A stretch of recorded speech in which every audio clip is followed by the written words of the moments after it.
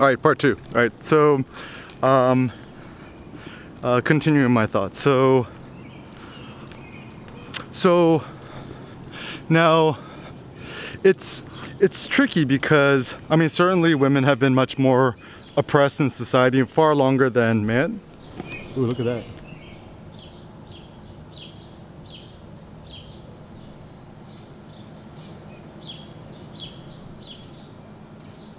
So beautiful.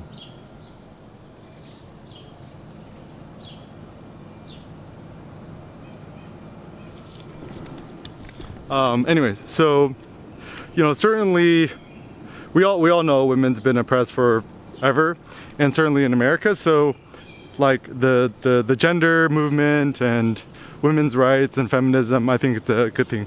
Now the problem though is to think about like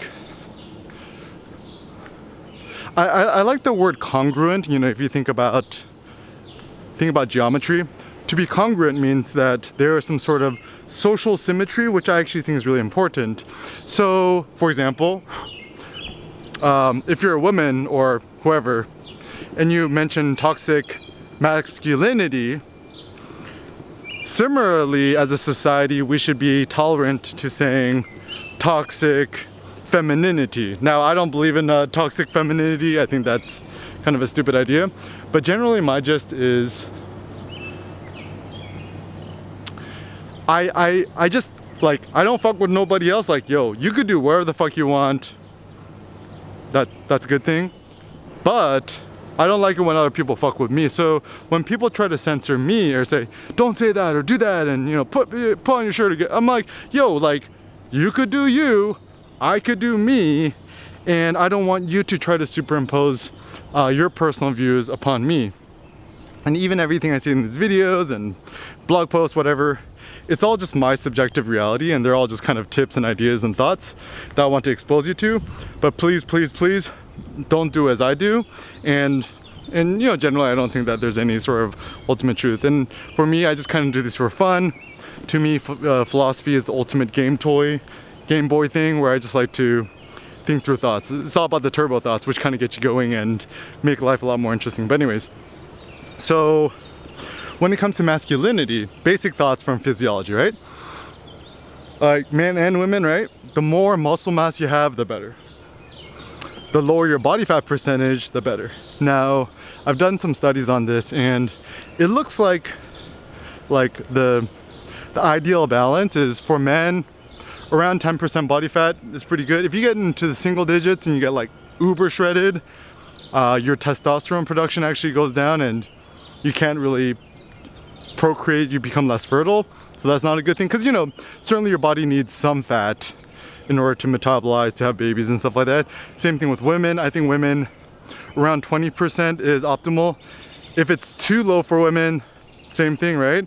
They're not fertile, they can't give birth and stuff like that. So, and then there are once again physiological differences. If you look at skeletal anatomy of men versus women, just look at the hips. Hips don't lie. My hips don't lie.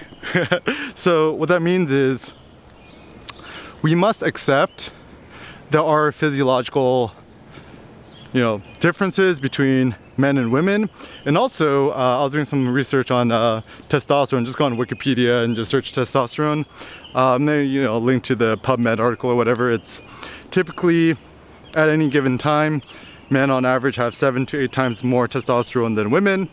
And actually, in terms of like daily metabolizing the testosterone, men are around almost like kind of like 20 times more. So if we just do the simple thing, like a lot of people don't like to think that, they believe in 100% free will, and they don't like to think that your hormones affect you. But dude, come on, like whoever doesn't think hormones don't affect them is stupid. Like if I stuck an EpiPen into your thigh and then you get the adrenaline hormonal rush, certainly that's going to alter your behavior than if I give you, or if I injected a bunch of serotonin into you, or cortisol, or whatever it may be. So we are affected much more by our hormones than we like to think, and that's just life, and nothing wrong with it, right?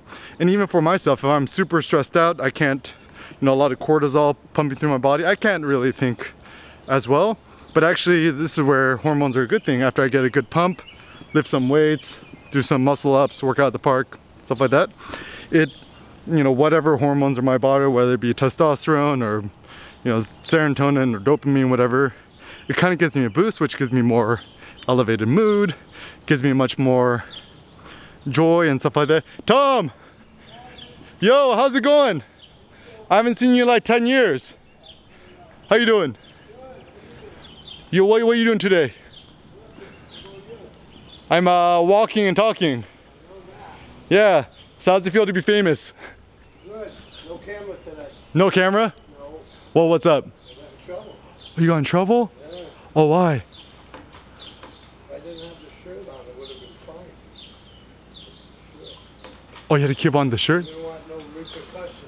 Oh, okay. That's. See, I tough, right? Yeah.